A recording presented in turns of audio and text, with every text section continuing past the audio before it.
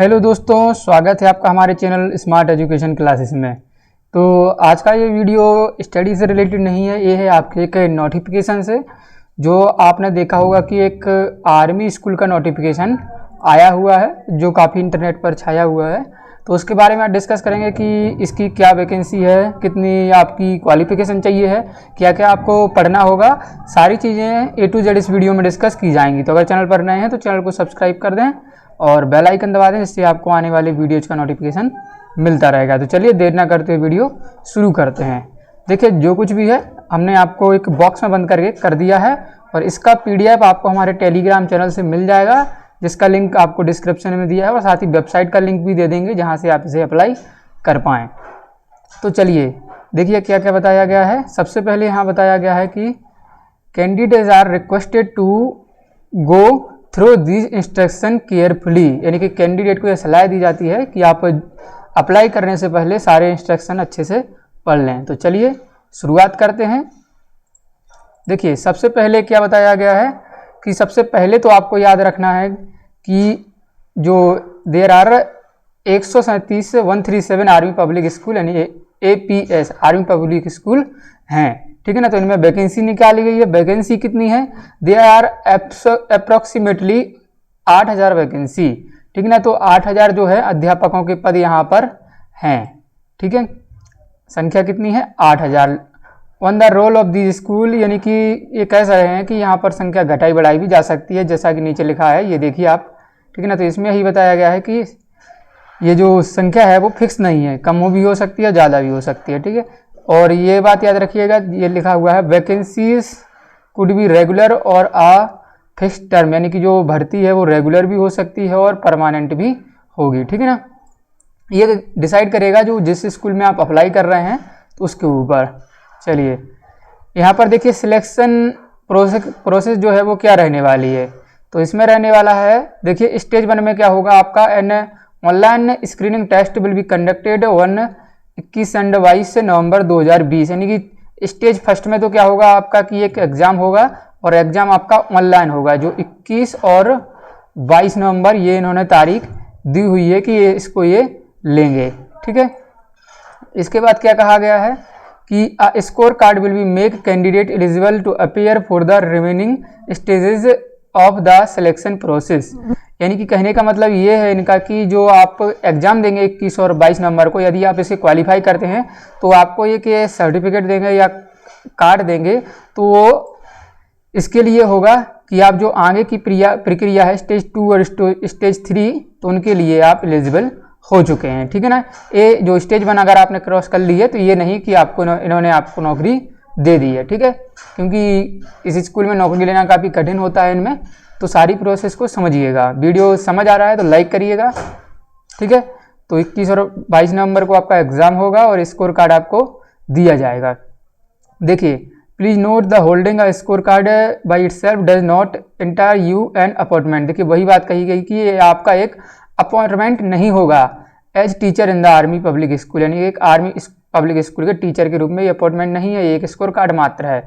It only say you eligible for stage 2 और 3, यानी कि वही कहा गया स्टेज 2 और 3 के लिए आप एलिजिबल रहेंगे। चलिए आगे, स्टेज 2 क्या है? स्टेज 2 में रहेगा आपका इंटरव्यू। इंटरव्यू कहाँ होगा? इंटरव्यू होगा, देखिए कैसे होगा, as stated at note two para two above the respective school, यानी कि आपको हिंदी में बताते हैं कि इसका मतलब ये है कि जो स्कूल हैं, रिस्पेक्टिव स्कूल हैं आर्मी के, वो अनाउंस करेंगे, ठीक है ना। किसके थ्रू? या तो आप लोकल न्यूज़पेपर में वो निकाल सकते हैं या स्कूल की वेबसाइट पर आपको उसकी जानकारी मिलेगी, या स्कूल की नोटिस बोर्ड पर चस्पा कर दिया जाएगा। तो वहाँ से आप जानकारी लेंगे कि भाई इस जो आर्मी स्कूल है इसमें वैकेंसी निकली है, ठीक है ना। फिर आप वहाँ पर जाएंगे, अप्लाई करेंगे, डॉक्यूमेंट वगैरह वेरिफिकेशन वगैरह होगा, फिर वो आपको इंटरव्यू के लिए बुलाएंगे। इंटरव्यू कौन लेगा? जो स्कूल का प्रशासन है वही आपका इंटरव्यू लेगा, ठीक है। तो स्टेज 2 ऐसी रहने वाली है, वो आपको देखना पड़ेगा कि किस स्कूल में कहाँ पर वैकेंसी निकली हुई है। स्टेज 3 में क्या होगा? Evaluation of teaching skill and computer proficiency, ठीक है ना। तो ये जो है इसके लिए आपको स्टेज 3 में आपका कंप्यूटर का जो थोड़ा बहुत टेस्ट होगा वो हो जाएगा, ठीक है ना। तो 3 स्टेज में ये सारी प्रक्रिया होगी, ठीक है। और ये लिखा गया है कि जो स्टेज 2 और स्टेज 3 है, ये सारी प्रक्रिया निर्भर करती है हेडक्वार्टर कमांड, स्कूल और मैनेजमेंट के ऊपर, ठीक है। जो इसका हेड ऑफ द डिपार्टमेंट होगा उस पर निर्भर करेगी। चलिए इसके बाद देखना है कि कैंडिडेट कैटेगरीज ऑफ टीचर, यानी कि किस कैटेगरी में होगी, तो ये पीजीटी टीचर और टीजीटी और साथ ही पीआरटी, यानी कि 3 कैटेगरी में जो है ये भर्ती होनी है। चलिए तो देखिए ये रहेगा पीजीटी, टीजीटी और पीआरटी, प्राइमरी टीचर जो होते हैं, ठीक है ना। तो इन सभी का ये प्रक्रिया बताई गई है कि पीजीटी के लिए क्या क्या चाहिए, post graduation in the subject concern, ठीक है ना, सब्जेक्ट के साथ पोस्ट ग्रेजुएशन पीजी चाहिए, मिनिमम 50% मार्क, बीएड होना चाहिए जिसमें 50% मार्क कम से कम हो। और टीजीटी के लिए भी यही प्रक्रिया है, graduation with the subject concern और 50% मार्क जरूरी है इसमें। देखिए टीजीटी के लिए स्टार लगा हुआ है, और बीएड कंपलसरी रहेगा, साथ ही 50% मार्क भी चाहिए। और पीआरटी के लिए ग्रेजुएशन चाहिए है 50% मार्क के साथ, या आपके पास 2 वर्ष का बीएड हो या 2 वर्ष का कोई डिप्लोमा इन एलिमेंट्री एजुकेशन होना चाहिए, चाहे डीएलएड हो या फिर कोई और हो, लेकिन 2 वर्ष का होना चाहिए 50% नंबरों के साथ। चलिए स्टार लगाकर एक बात लिखी गई है, क्या लिखा है, post graduation with less than 50% marks in graduation but more then, देखिए इसका मतलब क्या है, post graduation with less than, यदि कि किसी के पीजी पोस्ट ग्रेजुएशन में 50% से मार्क कम है, but more than 50% in post graduation with the subject applied, ठीक है ना। तो subject applied for sale also भी एलिजिबल, ठीक है ना। पोस्ट ग्रेजुएशन, यहाँ पर आप पोस्ट ग्रेजुएशन में 3, यानी कि ये कहा गया कि अगर आपके 50% मार्क हैं पीजी में, 50% से मार्क कम है तो चलेगा, लेकिन कम से कम जिस आप सब्जेक्ट कंसर्न से अप्लाई कर रहे हैं, ठीक है ना, विद दी सब्जेक्ट अप्लाइड, उसमें आपके 50% मार्क हैं तो आप एलिजिबल रहेंगे, ठीक है ना। 50% से ज़्यादा होने चाहिए तो आप एलिजिबल रहेंगे, ठीक है। एज के लिए अगर आप फ्रेश हैं तो आपके लिए 40 वर्ष आयु चल जाएगी, और अगर आप एक्सपीरियंसड हैं, ठीक है ना, इनकेस दिल्ली एज पर, तो आप क्या टीचर हैं कह सकते हैं आर्मी पर कहीं पर, तो आपके लिए 57 वर्ष आयु चल जाएगी, ठीक है। सीटेट और टेट इसके लिए कोई भी अप्लाई नहीं, मतलब नहीं चाहिए आपको, आप अप्लाई कर सकते हैं, ठीक है ना। इनका जो कार्ड मिलेगा वही आपका सीटेट की तरह कार्ड करेगा, जो स्कोर कार्ड होता है। 21 and 22 November 2020 as per scheduled to be decided depending, यानी कि जो 21 और 22 तारीख यहाँ इन्होंने डिसाइड की है वो की है कि हम करा देंगे, लेकिन यदि कैंडिडेट बढ़ते हैं तो ये रीशेड्यूल हो सकती है। चलिए मेथड यहाँ पर ऑनलाइन ही रहने वाला है, एमसीक्यू फॉर्मेट में सारा पेपर आएगा। और ये देखिए पीजीटी और टीजीटी इनका जो एग्जाम होगा पार्ट ए और पार्ट बी में होगा, एक तो जनरल पार्ट रहेगा और एक रहेगा स्पेसिफिक ऑफ सब्जेक्ट। तो यानी कि टीजीटी और पीजीटी का रहेगा 180 का, और जो आपका पीआरटी वाला है वो रहेगा आपका 90 मार्क्स का, ठीक है। तो पीआरटी का कितना रहना है आपका 90 नंबर का जो है वो रहना है। चलिए देखेंगे तो इसमें देखिए पार्ट ए में क्या है, general awareness, mental ability, English comprehension, educational concepts and methodology and inclusive education और इंफॉर्मेशन टेक्नोलॉजी। तो ये तो आपका पार्ट ए है। पार्ट ए आपका टीजीटी पीजीटी और पीआरटी दोनों के लिए होगा, और स्पेसिफिक सब्जेक्ट जो होगा वो आपका टीजीटी और पीजीटी के लिए होगा, ठीक है ना। तो 180 मार्क की इनकी परीक्षा होगी और 90 मार्क की आपकी परीक्षा होगी, ठीक है ना। ये जो डिटेल है आगे हम देखेंगे, आपको पीडीएफ देंगे तो उसमें आप अच्छे तरीके से पढ़ पाएंगे कि आप जिसके लिए भी अप्लाई कर रहे हैं क्या आप उसकी योग्यता रखते हैं। चलिए PGT TGT candidate who fail in part B, यानी कि जो टीजीटी और पीजीटी के कैंडिडेट फेल हो जाते हैं पार्ट बी में, जो आप देख रहे हैं इसमें part B pass, but pass part A, और ए पार्ट में जो है पास हो जाएंगे तो optional to take a score card for PRT, तो उनके पास एक विकल्प रहेगा कि वो पीआरटी के लिए अपना स्कोर कार्ड डाउनलोड कर पाएंगे, ठीक है ना, मीटिंग अदर क्वालिफिकेशन, बट जो उनकी क्वालिफिकेशन है वो मैच होनी चाहिए। चलिए स्कोर कार्ड भी नॉर्मलाइज रहेगा और नेगेटिव मार्किंग रहेगी 1/4 की, ये भी आपको याद रखना है कि इसमें नेगेटिव मार्किंग रहेगी, फिर जो है नॉर्मलाइजेशन होगा, ठीक है। पार्ट ए और पार्ट बी का पेपर आपको साथ में दिया जाएगा, आप स्वतंत्र रहेंगे कि आपको कौन सा सॉल्व कौन सा क्वेश्चन करना है, ये कहा गया है। To qualify the candidate must score minimum 50% mark in each part, यानी कि क्वालिफाई होने के लिए आपको कम से कम जो है 50% मार्क्स चाहिए ही पड़ेंगे। ठीक है, एग्जाम फी जो इन्होंने बताई है वो कितनी है आपकी 500 रुपये है, जो कि नॉन रिफंडेबल है, यानी कि वापस नहीं होगी। ठीक है, candidates are expected to register online the screening exam. ये जो वेबसाइट है यहाँ से आपको क्या करना है, रजिस्टर करना है। इसका लिंक आपको डिस्क्रिप्शन में हम दे देंगे। ठीक है ना। चलिए, 1 अक्टूबर से 20 अक्टूबर के बीच मध्य प्रक्रिया होगी सारी ऑनलाइन की, जिसकी नीचे डिटेल में आपको जानकारी देंगे। 10 AM से 1 अक्टूबर से चालू हो जाएगी वेबसाइट, जो हो चुकी है, और कब तक चलेगी आपकी 20 अक्टूबर तक ये चलने वाली है, यही बताया गया है। चलिए, पेमेंट आप ऑनलाइन माध्यम से कर पाएंगे। ऑप्शन रहेगा आपके पास debit card, credit card, net banking इत्यादि।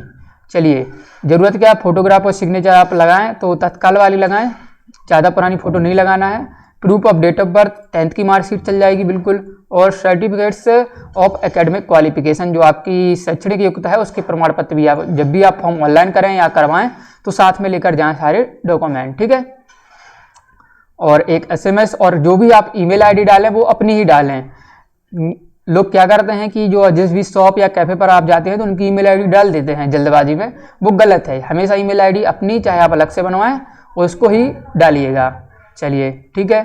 Candidate would be able to take mock test, यानी कि आपको एक जो डेमो टेस्ट होते हैं, मॉक टेस्ट होते हैं, वो 4 नवंबर से इसकी वेबसाइट पर जो है APS की मिल जाएंगे। ठीक है ना, 13 नवंबर तक जो उपलब्ध रहेंगे, तो आप दे सकते हैं। एग्जाम सेंटर आपको लास्ट में हम बताएंगे कि कहाँ कहाँ है, PDF आपको दे ही देंगे, तो उसमें आप अपने हिसाब से भर दीजिएगा। ठीक है, इसके बाद एडमिट कार्ड भी आएंगे, रिजल्ट के बारे में बताया गया है। चलिए, ये है टाइमलाइंस के बारे में देखिए। रजिस्ट्रेशन होंगे आपके 1 अक्टूबर से 20 अक्टूबर के मध्य। Availability of admit cards online 4 November. ठीक है, इस 4 नवंबर से आपको एडमिट कार्ड मिल लेंगे। 21 और 22 को आपका एग्जाम है, और रिजल्ट ये 2 दिसंबर तक बता रहे हैं कि टेंटेटिव है कि दे देंगे। ठीक है ना। इसके बाद सैंपल क्वेश्चन पेपर, अगर आप इसके जो तैयारी कर रहे हैं तो आपको क्वेश्चन पेपर अगर लेना चाहते हैं तो पार्ट A के लिए 50 रुपये आपको पे करना पड़ेगा इस लिंक पर जाके, और पार्ट B पर आपको 50 रुपये स्पेसिफिक सब्जेक्ट जिसके लिए आपने अप्लाई किया हुआ है। ठीक है, तो ये लिखा है इधर, ये आपको जानकारी ज़्यादा कोई महत्वपूर्ण है नहीं। इसके बाद देखिएगा क्या है, PDF आगे बढ़ती है। तो चलिए, list of army school, army public school, तो ये जो है 137 आर्मी पब्लिक स्कूल की लिस्ट आपको टेलीग्राम से आप डाउनलोड कर पाएंगे, वहाँ जाके चैनल को ज्वाइन जरूर करिएगा। ठीक है, तो ये हो गया। चलिए, तो इसको आप ज्वाइन कर सकते हैं। इसमें देख लीजिएगा कि आपके पास से कौन कौन से पढ़ते हैं, जैसे झांसी हो गया, ठीक है ना, तो बहुत सारे हैं इसमें, कई हैं, पटियाला हो गया, अंबाला हो गया, तो जो भी आपको पास पड़ता है वहाँ पर आप लिस्ट रखिएगा, तो इससे आप जब आपका स्कोर कार्ड आ जाएगा तो आप जानकारी कर पाएंगे। लिस्ट ऑफ सब्जेक्ट्स, यानी कि सब्जेक्ट्स की लिस्ट क्या है, तो देखिए ये PGT के लिए और TGT के लिए दिया हुआ है, आप इसे देख लीजिएगा। चलिए, इसके बाद आता है मिनिमम क्वालिफिकेशन, तो देखिए सारे सब्जेक्ट वाइज आपको क्वालिफिकेशन दिए हैं। हिस्ट्री के लिए क्या चाहिए, मास्टर डिग्री इन हिस्ट्री और B.Ed। तो इस प्रकार से जब भी आप अप्लाई करें तो उससे पहले ये जो PDF का ये वाला पार्ट है ना, जो minimum qualification for teachers in army public school, तो ये जरूर पढ़ लीजिएगा एक बार। ठीक है ना, जरूरी है अप्लाई करने से पहले। PRT के लिए कुछ नहीं, ग्रेजुएशन और डिप्लोमा चाहिए है। चलिए, ये देख लीजिए, काफ़ी इंपॉर्टेंट है। List of town cities where exam centres, यानी कि ये वो लिस्ट है जहाँ पर इनके परीक्षा केंद्र एग्जाम सेंटर होंगे। तो कहाँ कहाँ होंगे, देखिए अगरतला, आगरा, तो ये सारी लिस्ट है। इसको अगर पढ़ के बताएंगे तो 74 हैं, तो इसमें आपका समय बर्बाद होगा। आप PDF डाउनलोड करिए, चैनल को ज्वाइन करिए अपडेट के लिए। तो ठीक है दोस्तों, तो ये इसमें सारी जानकारी थी। ठीक है ना, और ये भी कहा गया है कि the list of exam centre in subject, तो देखिए कि यहाँ पर क्या कहा गया है कि थोड़ा साउंड आ रहा होगा बाहरी, थोड़ा काम हो रहा था बाहर। तो the list of centres is subject of review based on the number of candidate who register for exam, यानी कि आपने एग्जाम भरा है मान लीजिए गुरुग्राम, लेकिन गुरुग्राम में संख्या हो गई है ज़्यादा, वो नहीं करा सकते हैं, तो आपको गोरखपुर भी भेज सकते हैं, जो आपका नज़दीकी रहेगा वहाँ पर भेज सकते हैं। तो ये बात कही गई है। तो अगर वीडियो में आपको कोई भी समस्या आई हो, कोई भी चीज़ समझ नहीं आ रही हो, तो आप कमेंट कर दीजिएगा कमेंट बॉक्स में, आपको रिप्लाई जल्दी मिल जाएगा। थैंक यू दोस्तों, मिलेंगे नेक्स्ट वीडियो में। टेलीग्राम को ज्वाइन करना है और चैनल को सब्सक्राइब करना है। धन्यवाद।